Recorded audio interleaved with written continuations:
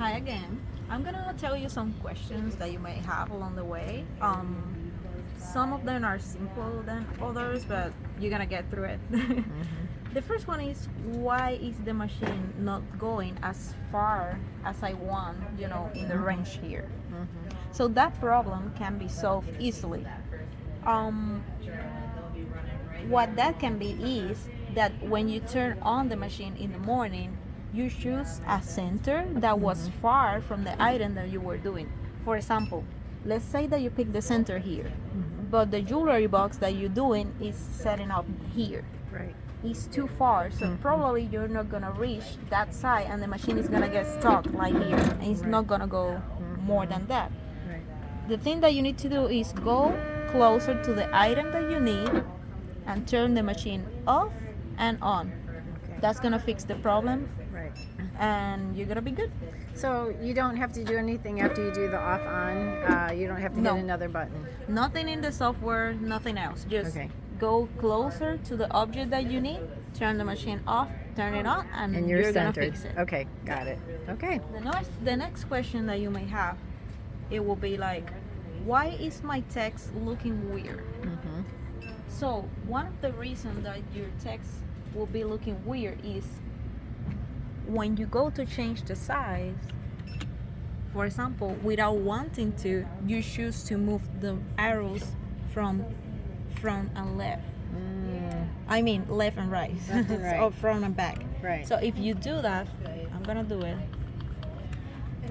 Look how the text looks like it's smashed. Right.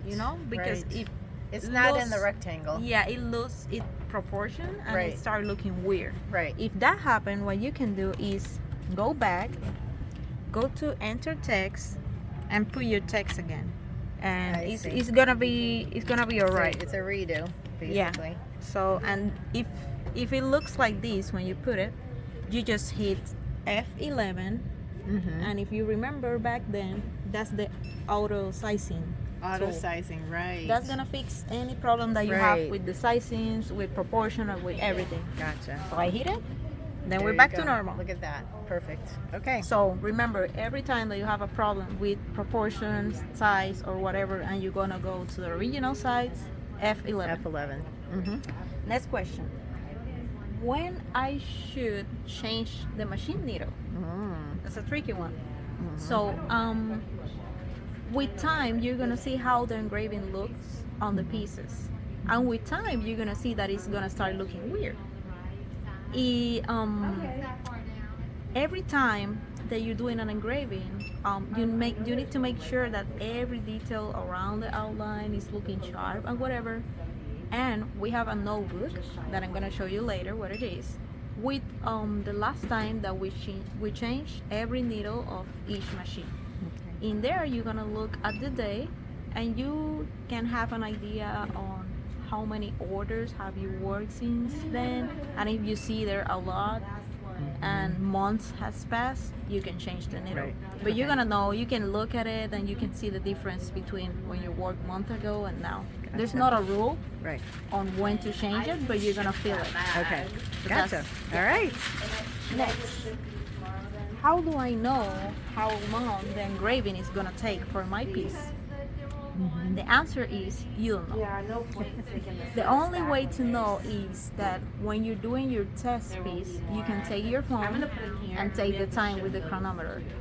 But you are not gonna have the perfect time, just a guess, because when you do the full pressure and the full passes, it takes more time than the text piece.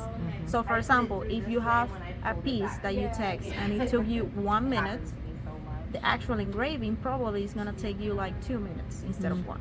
You know what I mean? Mm-hmm. That's how you know how long your engraving is gonna take. Okay. Let's see. How do I know where to position my symbols or logos?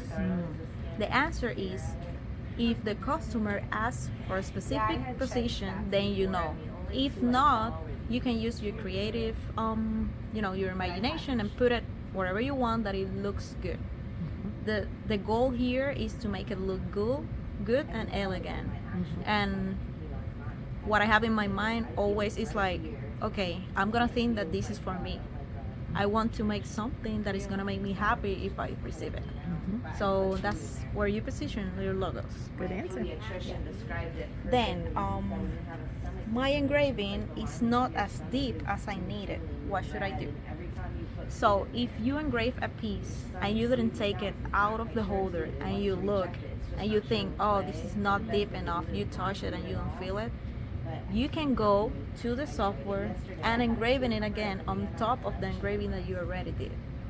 The trick here is not to move the piece, not to move everything about the machine, and you're gonna be alright. Right. Gotcha. Then I don't like how the engraving turned out. What should I do? If the engraving didn't turn out good and you already take everything out of the machine, you should go to a coworker or the bosses and then ask someone to take another look at the engraving, to have another pair of eyes to make sure that it's not you that are being too perfectionist or something. And then if the other person agree, hey, we should do it again, then you can do it again. Good. And then the engraving looks a little bit shaky or shadowy. What could it be? Mostly when that happened is because the item that you were doing was loose in the holder, and that was causing it to move around when it was engraved. If that happened, there's no way to fix it, so you have to redo the piece and then tie it better the next time. Gotcha. The custom logo that I need is not showing up in the software. Where is it? So sometimes customer asks for custom logos that they send to our graphic designer. She processes it and then we have it in the logos area. But sometimes it's not there. What should I do? You should go and let Lisa know that she's right now the graphic designer that is not there, or someone else that is working there, and they're gonna fix it for you, because there's nothing that we can do if it could be one of these the document is not there. You know what I mean? in color. Next one. The machine start engraving, but I was not ready. How do I stop it? That's really important, because sometimes without wanting to, you go here and hit the keyboard with this cable or with your hand, and it start engraving, and you freak out. Don't freak out. Don't freak So out. you will run here, holder, to make sure that it's not going into the item, right? Yeah, keep the holder up. Yeah, and then go in the computer and stop it with the quit. There's gonna be a box and it says quit. You hit the quit and then you wait until this stop. Right. Okay. So the secret is to grab it with your thumb, Yeah. hold it up, and then quit. Yeah, that could happen to anyone. That will Right. happen to me too.